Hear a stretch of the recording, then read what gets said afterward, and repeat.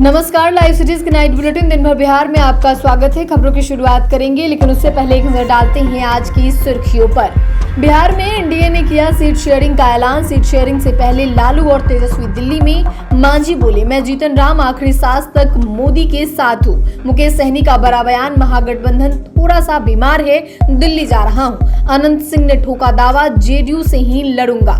14 अक्टूबर को मोकामा में करेंगे नॉमिनेशन। आरजेडी के 2 विधायक ने विधानसभा अध्यक्ष को सौंपा इस्तीफा। तेजस्वी को अनफॉलो करने के सवाल पर भड़के तेज प्रताप। प्रशांत किशोर पर राघोपुर में आचार संहिता उल्लंघन पर एफआईआर। मोतिहारी में बड़ा नाव हादसा। नालंदा में महिला की हत्या। जीविका की सीएम पर आरोप। अब खबरें विस्तार से।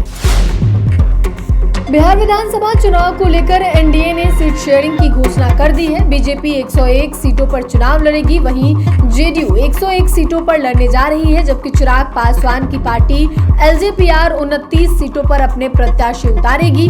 जीतन राम मांझी की हिंदुस्तानी अवाम मोर्चा हम को 6 और उपेंद्र कुशवाहा की पार्टी को 6 सीटें दी गई है। 2020 के विधानसभा चुनाव में भाजपा 110 सीटों पर लड़ी थी, उससे 74 पर जीत मिली थी। वहीं जेडीयू 115 सीटों पर लड़ी थी और 43 सीटों पर जीती थी। दिल्ली बीजेपी ऑफिस में केंद्रीय चुनाव समिति की बैठक बुलाई गई है, जिसमें पीएम मोदी, अमित शाह, राजनाथ सिंह, जेपी नड्डा, बिहार के डिप्टी सीएम सम्राट चौधरी शामिल हुए।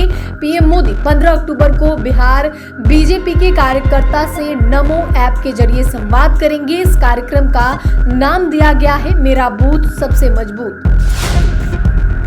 महागठबंधन में सीट शेयरिंग को लेकर जारी मंथन और कांग्रेस की नाराजगी की खबरों के बीच लालू यादव, तेजस्वी यादव दिल्ली पहुंचे और वहां बिहार विधानसभा चुनाव के लिए महागठबंधन में सीटों के बंटवारे के बारे में पूछे जाने पर लालू यादव ने कहा, बातचीत चल रही है। दिल्ली आने के सवाल पर तेजस्वी यादव ने कहा, अदालत ने बुलाया है, इसलिए हम लोग आए हैं। सीट शेयरिंग और राहुल गांधी से मुलाकात से जुड़े सवाल को टालते हुए कहा कि दिल्ली आने का मकसद कोर्ट में पेश होना है। लालू, राबड़ी और तेजस्वी यादव को पटना से दिल्ली जाने के दौरान फ्लाइट के अंदर की तस्वीर सामने आई। फ्लाइट में तेजस्वी के साथ कांग्रेस लीडर अखिलेश सिंह बैठे थे। कल तेजस्वी, लालू, राबड़ी को सोमवार को लैंड फॉर जॉब स्कैम मामले में कोर्ट में पेशी है।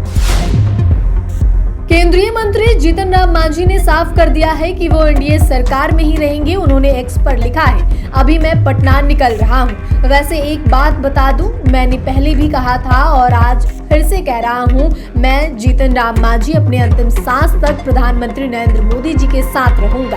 मांझी यहीं नहीं रुके, उन्होंने बिहार के भविष्य की तस्वीर साफ करते हुए एक नारा भी दिया। उन्होंने लिखा, बिहार में बहार होगी, नीतीश संग मोदी जी की सरकार होगी।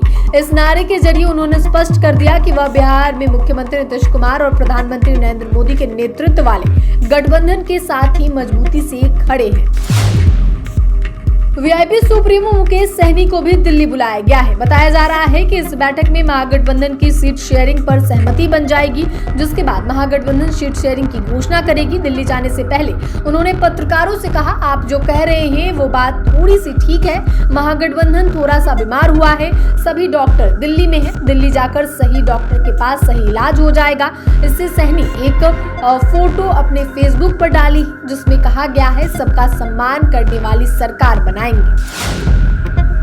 बिहार विधानसभा चुनाव को लेकर बाहुबली अनंत सिंह अपने क्षेत्र मोकामा में काफी एक्टिव दिख रहे हैं। अनंत सिंह इन दिनों अपनी 3.5 करोड़ की लैंड क्रूजर छोड़कर बाइक पर जनसंपर्क कर रहे हैं। मोकामा में चुनाव प्रचार करने बाइक से निकले हैं। दरअसल अनंत सिंह मोकामा से जेडीयू की टिकट पर चुनाव लड़ेंगे। उन्होंने 14 अक्टूबर को नामांकन का ऐलान भी कर दिया है। चुनाव प्रचार के दौरान पत्रकारों से बातचीत में अनंत सिंह ने कहा कि हम नीतीश कुमार की पार्टी से चुनाव लड़ेंगे, हम पार्टी नहीं बदलते हैं। नामांकन के दिन लोगों के लिए भोजन की व्यवस्था की गई है। नामांकन बाढ़ के अनुमंडल कार्यालय में होगा, जिसके बाद बहापर तक रोड शो करेंगे। राजद के 2 नेताओं ने पार्टी से इस्तीफा दे दिया है। नवादा से विधायक विभा देवी और रजौली से विधायक प्रकाश वीर ने अपने पद से इस्तीफा दे दिया है। विभा देवी की बात करें तो वो आरजेडी की पूर्व विधायक राजवल्लभ यादव की पत्नी है। साल 2020 में हुए विधानसभा चुनाव में विभा देवी आरजेडी की टिकट पर लड़ी थी और वे नवादा विधानसभा सीट से जीती भी थी। पिछले 5 सालों में अपने विधानसभा इलाके में वह एक्टिव रही हैं। इसके बाद रजौली से विधायक प्रकाश वीर की बात करें तो वो 2020 के विधानसभा चुनाव में राजद के टिकट पर चुनाव लड़े थे और जीते। पिछले 5 सालों में अपने विधानसभा इलाके में से जुड़े कई मुद्दों को लेकर उन्होंने काम किया।